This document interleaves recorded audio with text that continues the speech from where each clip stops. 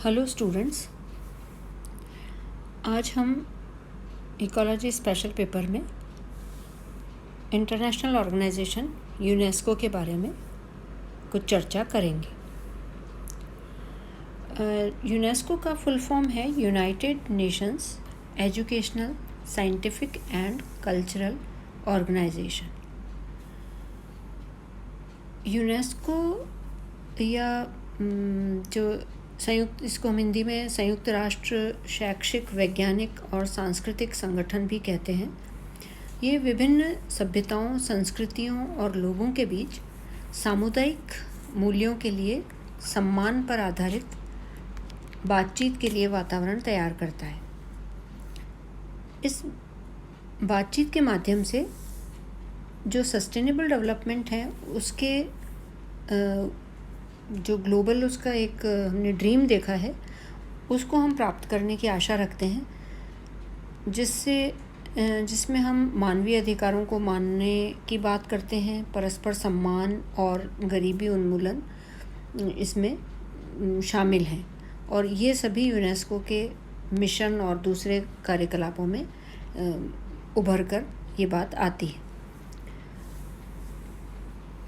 UNESCO जो है वो इसकी जो गठन किया गया था वो 16 नवंबर 1945 में किया गया था और अभी वर्तमान में इसके 195 मेंबर्स हैं और 8 इसके एसोसिएट मेंबर्स हैं। एक इसकी जनरल बॉडी होती है, जनरल कॉन्फ्रेंस, और एक इसकी एग्जीक्यूटिव बॉडी होती है जिसकी हर जनरल बॉडी की मीटिंग हर दूसरे साल में होती है। जो इसके हेड हैं वो डायरेक्टर जनरल कहलाते हैं और वो इन दोनों बॉडीज़ के डिसीजन को इम्प्लीमेंट करते हैं। इस ऑर्गेनाइजेशन के 50 फील्ड ऑफिसर्स हैं पूरी दुनिया में और इस ऑर्गेनाइजेशन का जो हेड ऑफिस है वो पेरिस, फ्रांस में स्थित है। जो इंटरनेशनल कम्युनिटी है उसके स्पष्ट लक्ष्य और जो एम है, जो अंतर्राष्ट्रीय रूप से सर्वसम्मत विकास के जो डेवलपमेंट के गोल्स हैं उनमें मिलेनियम डेवलपमेंट गोल्स के साथ में डिसाइड किए गए हैं और यूनेस्को की सभी जो प्रोजेक्ट्स हैं और जो एक्टिविटीज़ हैं उसमें इनका जिक्र आता है। इसलिए शिक्षा, विज्ञानों, जो कल्चर और जो कम्युनिकेशन, इंफॉर्मेशन एंड कम्युनिकेशन है, उसमें यूनेस्को की जो क्षमताएं हैं वो इन उद्देश्यों की पूर्ति के लिए योगदान करती हैं। यूनेस्को का mission peace, culture of peace, गरीबी उन्मूलन, सस्टेनेबल डेवलपमेंट और एजुकेशन के माध्यम से इंटरकल्चरल डायलॉग या science, culture, information and communication में हेल्प करता है, में यूज़फुल है। ये जो संगठन है ये मुख्य रूप से दो बातों पे, दो इनकी जो प्रायोरिटीज़ हैं उन पे फोकस करता है। एक तो अफ्रीका और दूसरी है जेंडर इक्वालिटी या महिला पुरुष समानता। यूनेस्को के जो मेन ऑब्जेक्टिव्स हैं वो हैं, एक तो पहला है कि सभी के लिए क्वालिटी एजुकेशन, गुणवत्ता युक्त शिक्षा प्राप्त करना और जीवन पर्यंत उसको निभाना, जीवन पर्यंत वो शिक्षा मिलती रहे। दूसरा है सस्टेनेबल डेवलपमेंट के लिए पॉलिसी और साइंस की जो भी नॉलेज है उसको मोबिलाइज करना, उसको गतिशील बनाना। Then addressing emerging social and ethical changes, जो उभरती हुई सामाजिक और नैतिक चुनौतियां हैं उनका समाधान करना। नेक्स्ट इज़ जो डाइवर्सिटी है, कल्चरल डाइवर्सिटी है और इंटरकल्चरल डायलॉग हैं या पीस है, कल्चर ऑफ पीस, उसको बढ़ावा देना। एंड इंफॉर्मेशन और कम्युनिकेशन के माध्यम से इंक्लूसिव नॉलेज, समावेशी ज्ञान की सोसाइटियों का निर्माण करना, ये उसके मेन उद्देश्य हो सकते हैं, होते हैं। भारत में भी नई दिल्ली में जो ऑफिस है इनका, जो सेंटर है, वो इसका एशिया में पहला ऑफिस है जिसकी स्थापना 1948 में हुई थी और भारत इसका मेंबर यूनेस्को का 1946 में बन गया था।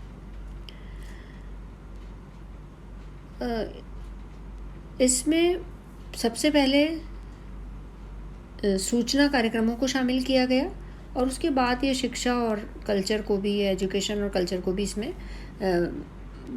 बढ़ावा मिला या इसमें शामिल किया गया। यूनेस्को की जो डिसेंट्रलाइज्ड पॉलिसी है उसके रूप में यूनेस्को नई दिल्ली में वर्तमान में एक क्लस्टर ऑफिस के रूप में नॉमिनेट किया गया है और यह यूनेस्को की क्षमता के सभी क्षेत्रों जैसे एजुकेशन है या नेचुरल और सोशल साइंस है, कल्चर है, कम्युनिकेशन और इन्फॉर्मेशन है, उसके कार्यकलापों को बांटने के लिए एक फोरम है। इसके मौलिक जो सिद्धांत हैं, सदस्य देशों के राष्ट्रीय आयोग, प्रादेशिक जो रीजनल ऑफिसेज हैं, सिविल सोसाइटी के रिप्रेजेंटेटिव्स और स्टॉक होल्डर्स और साझेदारों के साथ में परामर्श और सहमति के माध्यम से इसका चलन होता है या ये अपना कार्य करता है। जो न्यू दिल्ली में यूनेस्को का क्लस्टर ऑफिस है वो साउथ एशिया के 6 कंट्रीज़ का भी काम वहाँ होता है। ये 6 कंट्रीज़ हैं जैसे बांग्लादेश, भूटान, भारत, मालदीव, नेपाल और श्रीलंका।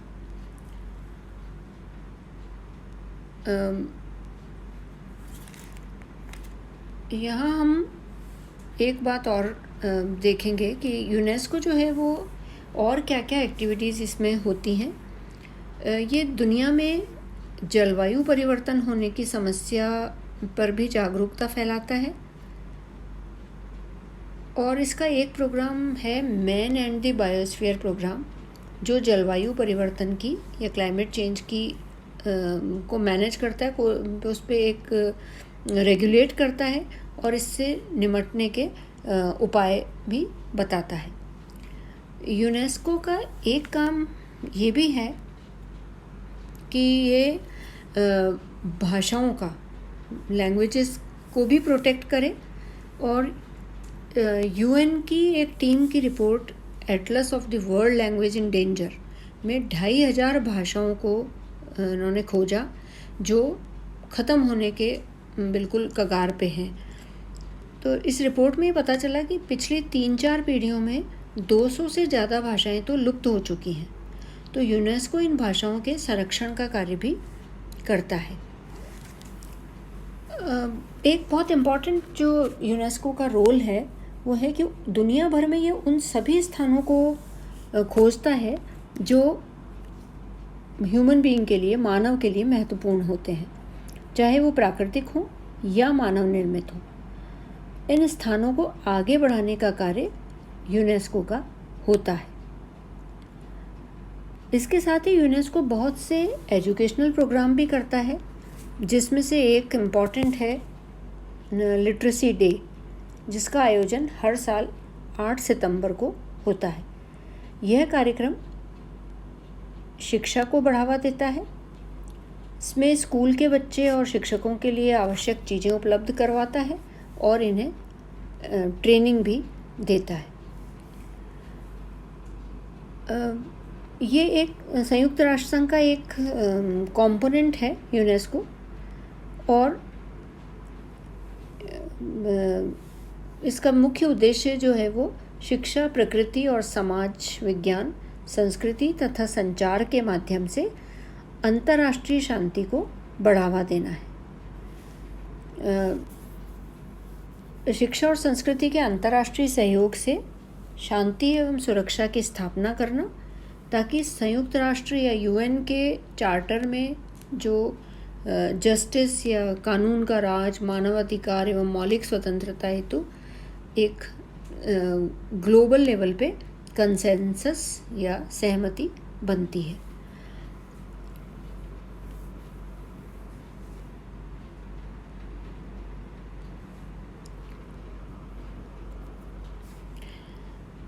यूनेस्को के सदस्य राष्ट्रों की संख्या जैसे मैंने बताया आपको 195 है, 195 है। इसके 7 सहयोगी सदस्य और 2 पर्यवेक्षक देश भी हैं, और पूरी दुनिया में इसके 21 राष्ट्रीय नेशनल ऑफिसेज हैं। यूनेस्को के तत्वावधान में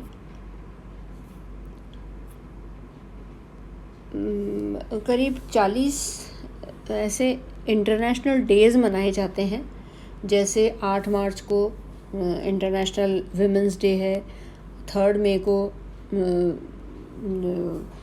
विश्व प्रेस स्वतंत्रता दिवस होता है, 5 अक्टूबर को विश्व शिक्षक दिवस मनाया जाता है, और 18 दिसंबर को अंतर्राष्ट्रीय दिवस भी शामिल होते हैं। हर 2 साल में इसकी एक जनरल बॉडी की मीटिंग होती है, जिसमें यूनेस्को के सभी जो मेंबर कंट्रीज़ हैं और पर्यवेक्षक देश हैं वो शामिल होते हैं, और किसी भी विषय पर वोटिंग के लिए सभी देशों के पास कम से कम 1 वोट होता है। यूनेस्को के एजेंडा में 2030 में का लक्ष्य लिया गया है, जो ये कहता है कि सतत जो सस्टेनेबल डेवलपमेंट के गोल हैं वो 2030 तक पूरे हो जाएंगे। यूनेस्को का प्रारंभिक प्रभाव स्कूलों, लाइब्रेरीज, म्यूज़ियम्स के बनाने पे था, निर्माण पर था, जो सेकेंड वर्ल्ड वॉर के दौरान यूरोप में नष्ट हो गए थे। इसके जो स्थापना के उद्देश्य थे वो मुख्यतया ये थे। तब से इसकी गतिविधियों में मुख्य रूप से सुविधा है, जिसका उद्देश्य सदस्य राज्यों के राष्ट्रीय प्रयासों के साथ इलिटरेसी को ख़त्म करना और मुफ्त शिक्षा का विस्तार करने में सहायता, समर्थन और पूरक है।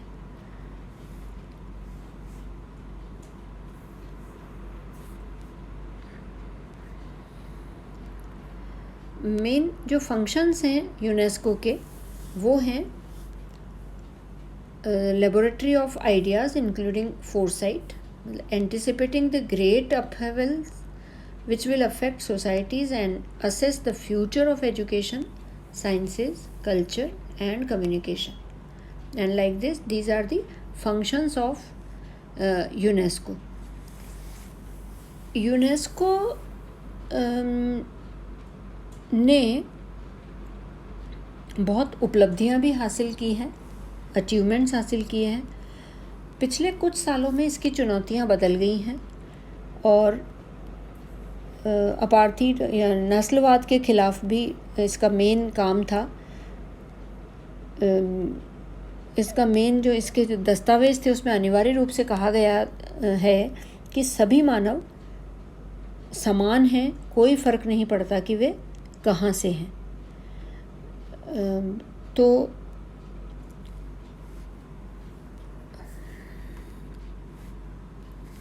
यूनेस्को के कुछ जो आजकल इसका मेन जो काम है, कंजर्वेशन में भी इसका काफ़ी उपयोग है। वर्ल्ड हेरिटेज साइट्स के प्रोटेक्शन में इसका उपयोग है। वर्ल्ड हेरिटेज साइट्स ये यूनेस्को जो है वो it seeks to encourage the identification, protection and preservation of cultural and natural heritage around the world that considered to be of outstanding value to humanity.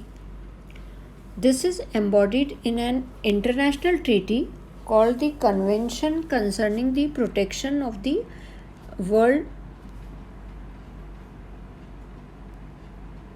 Cultural and Natural Heritage. ये world heritage के conservation का काम UNESCO ने 1972 में लिया था अपने हाथ में, और उन्होंने यूनेस्को ने ऐसे दुनिया में कई ऐसी वर्ल्ड हेरिटेज साइट्स आइडेंटिफाई की और उनको प्रोटेक्शन का जिम्मा लिया। भारत में भी यूनेस्को की वर्ल्ड हेरिटेज साइट्स हैं, लगभग 42 के आसपास हैं। उसमें से इम्पॉर्टेंट हैं जैसे आगरा का ताजमहल है, अजंता एलोरा की केव्स हैं, और राजस्थान में जयपुर जो पिंक सिटी के नाम से विख्यात है वो भी वर्ल्ड हेरिटेज साइट यूनेस्को की है।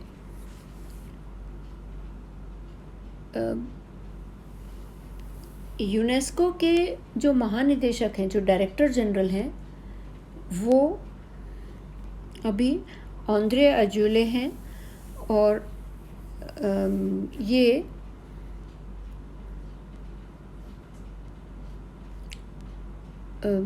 पेरिस में इनका हेडक्वार्टर है, जहाँ से ये अपना काम करते हैं। नेचुरल साइंस और अर्थ साइंस के जितने भी रिसोर्सेज हैं अर्थ के, उनका मैनेजमेंट यूनेस्को का एक और इम्पॉर्टेंट कार्य है। इसमें जो डेवलप्ड और डेवलपिंग कंट्रीज़ हैं, रिसोर्स मैनेजमेंट और जो आपदा स्थिरता है उसमें सतत विकास या सस्टेनेबल डेवलपमेंट लेने के लिए पानी और पानी की गुणवत्ता, महासागर की रक्षा करना और विज्ञान और इंजीनियरिंग प्रौद्योगिकियों को भी बढ़ावा देना शामिल है। सामाजिक और मानव विज्ञान एक अन्य यूनेस्को का विषय है और बेसिक मानव अधिकारों को बढ़ावा देता है और भेदभाव और नस्लवाद से लड़ने जैसे वैश्विक मुद्दों पर इसका फोकस रहता है।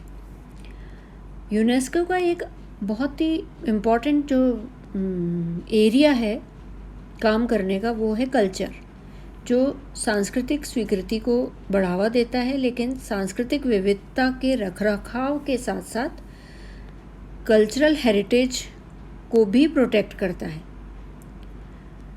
इसके अलावा इंफॉर्मेशन और कम्युनिकेशन भी यूनेस्को का एक इम्पॉर्टेंट सब्जेक्ट है, जिसमें जो नॉलेज है, जो ज्ञान है, उसको साझा ज्ञान का एक विश्वव्यापी समुदाय बनाने और विभिन्न विषय क्षेत्रों के बारे में जानकारी और ज्ञान के उपयोग के माध्यम से लोगों को सशक्त बनाने के लिए शब्द और इमेज द्वारा विचारों का मुक्त प्रवाह शामिल है। मतलब इंफॉर्मेशन और कम्युनिकेशन के द्वारा हम यूनेस्को ये काम करता है। और जो सबसे इम्पॉर्टेंट जो आजकल इसका रोल हो गया है, वो विश्व धरोहर या वर्ल्ड हेरिटेज को रख रखाव में है। सबसे पहले इक्वाडोर का जो गैलापागोस आइलैंड है, उसको इन्होंने वर्ल्ड हेरिटेज साइट बनाया था। कुछ और इम्पॉर्टेंट वर्ल्ड हेरिटेज साइट्स हैं, जैसे गीज़ा के पिरामिड हैं, ऑस्ट्रेलिया का ग्रेट बैरियर रीफ है, या पेरू के माचू पिच्चू हैं, वो इसमें शामिल हैं।